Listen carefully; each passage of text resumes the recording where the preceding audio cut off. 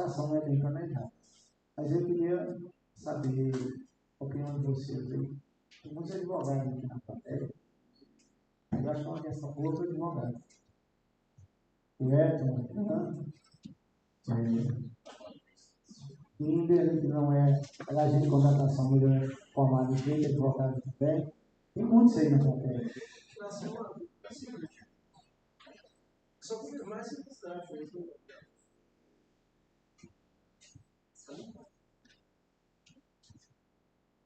O seguinte, a questão da motivação em si, no caso do posto de gasolina, provavelmente as administrações anteriores ao prefeito também contratavam ele. Isso também é argumento a ser usado dentro do processo novo, né? Você é de onde? São pessoas. Não é seu nome? Samuel.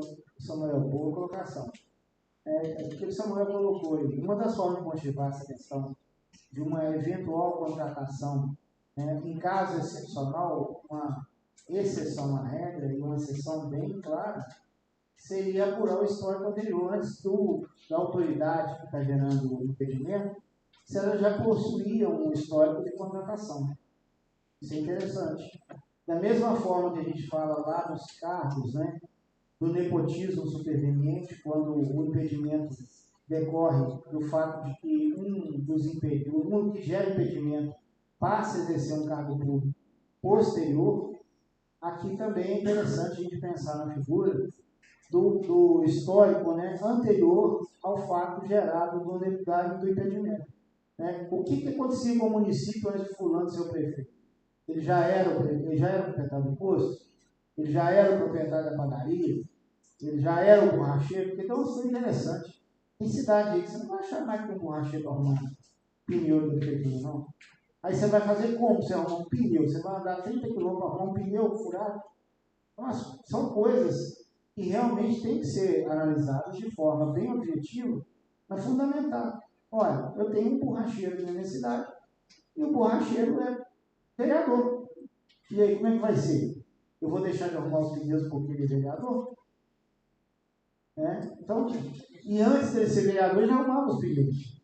E algum dia ele vai deixar de ser vereador e ele vai continuar arrumando os pneus. Então, isso realmente é importante. E tudo tem a ver com aquilo que a gente conversou na parte da manhã. É motivar, é explicar, é escrever. Escrever formalizando. E, muito importante, deixar as coisas bem as claras. Demonstrar para quem vai estar do outro lado, analisando o que foi feito, que aquilo foi feito de boa fé. E foi feito fundamentado em decisões. Ou seja, não é uma aventura, não está sendo feito porque eu acho. Está sendo feito porque tem esses motivos e foi baseado em decisões, ou do Judiciário, ou dos Tribunais de Contas, ou até mesmo de colegiados, igual do Ministério Público. Porque todo procedimento que é instalado no Ministério Público, procedimento preparatório e inquérito civil, quando ele é arquivado, ele tem que ser homologado, a decisão de arquivamento tem que ser homologada pelo Conselho Superior do Ministério Público e o Colegiado de Procuradores, que fica em BH, na Procuradoria-Geral de Justiça. Então, isso realmente é uma questão interessante. Mas, continuando aí a questão, o que vocês pensam disso? Já aconteceu?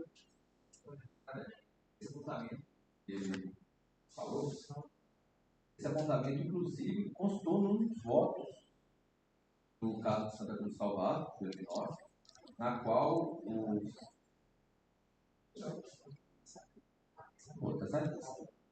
inclusive constou em um dos votos, o conselheiro deixou bem claro esse apontamento, quanto ele já ser dono do posto e fornecedor para o município antes mesmo de ser eleito. Inclusive, em caso de nepotismo, servidor público, teve um caso, uma vez que acompanhei, assessor jurídico tributário era sobrinho do secretário, de um dos secretários de administração. Houve questionamento do Ministério Público a respeito do nepotismo e levou-se em consideração que esse assessor já prestava serviço de assessor tributário nomeado antes da nomeação do secretário em questão. Então, assim, isso levou-se, só fazer um parênteses aqui, levou-se também para a questão do nepotismo da administração pública. Bom, mas então, nenhum outro comentário, não? Sobre essa questão? Pois não?